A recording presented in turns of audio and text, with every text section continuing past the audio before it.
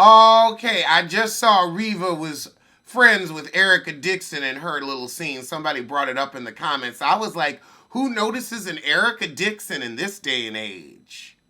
Like maybe 10 years ago, you might, say, oh, that's Erica. But today, sorry to that woman. So we start with the ladies and nephew Tommy having some champers. Okay, so the ladies are going to meet the exes. That's going to be interesting. So the guys have to pick which girl is going to meet the girlfriend. Mario's up first and he said, well, between Reva and Tandy, Tandy is showing me more. Tandy looked like she ready to get that leg up. She's showing you more woman than you ever seen. Woman, woman. Okay, he chose Tandy to meet his ex-girlfriend, and he cooking for him.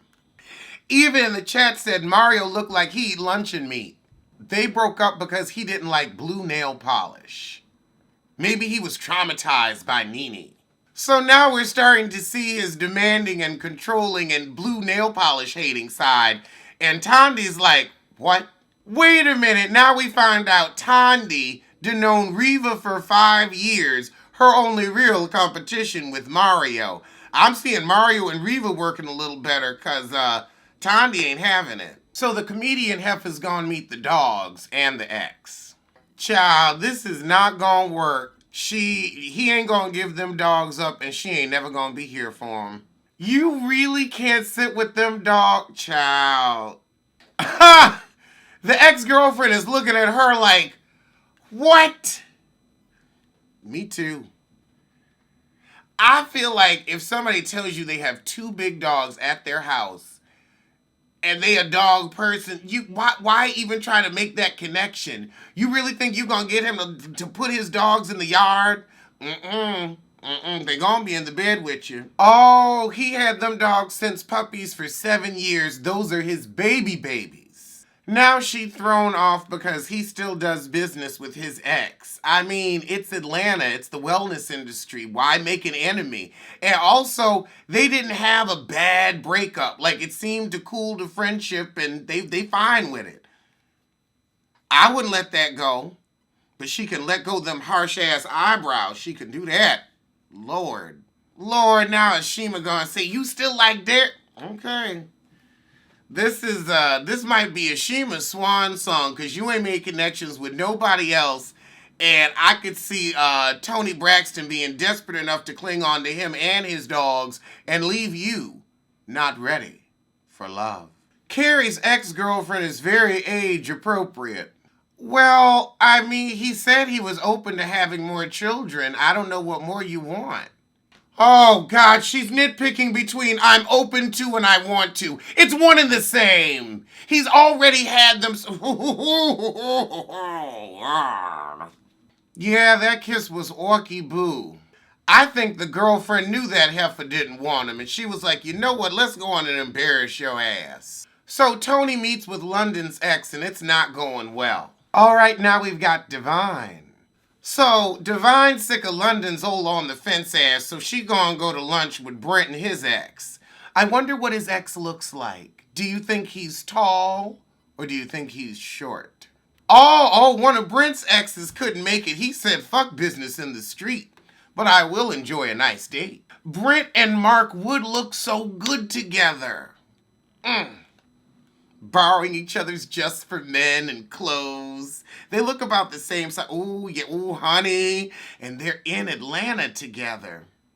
I could see the sparks fly. I could see them being ready for love. Divine met her first husband and married him within a month. That must have been some good dick. The way Divine said, you can go from behind too, right? Oh, honey, I bet you. He said I can attack from behind with the best of them. So they actually had a good date from the back. Okay, we're back at the wine bar to dish about the dates. Why did they have the theme song Mad About You with all that soulful singing on a show with absolutely no black people? That didn't make no sense. Y'all should have had some Celtic shit for that. Oh, Reva upset she didn't get to meet Mario's ex. It was Tandy. Might tug at that friendship. But back to the show. So the comedian ain't a dog person, and she's like, I wasn't feeling that shit. Well, maybe he didn't put the dogs up when you came because he wanted you to get to know them, get comfortable. Maybe you didn't express how bad of a fear you have of dogs. Because I wouldn't even say it's you don't like. It seems like you're frightened of, where it was like uncomfortable. But you can't be in a relationship with somebody where they always putting the dog up. What, you think one day the dog's gonna go? Nope.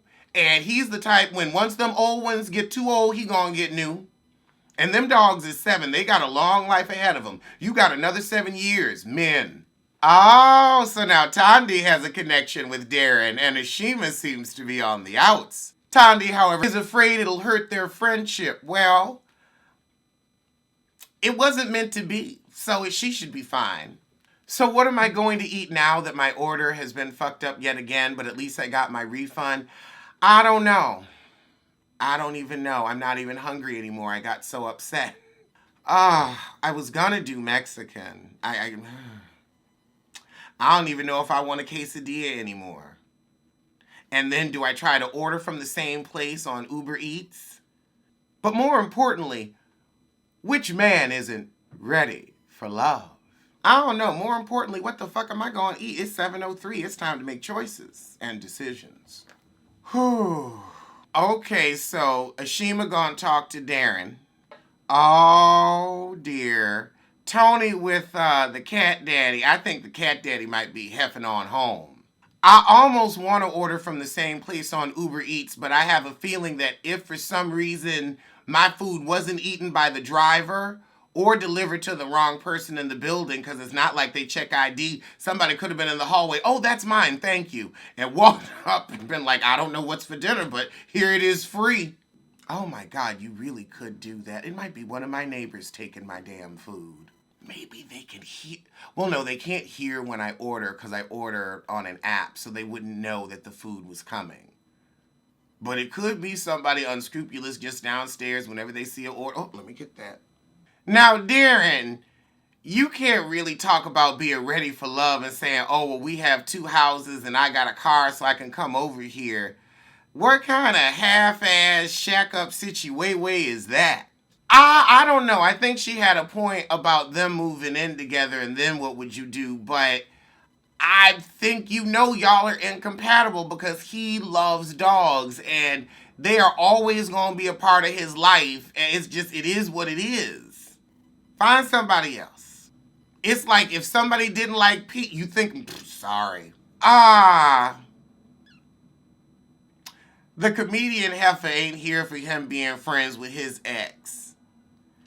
That didn't seem that serious to me.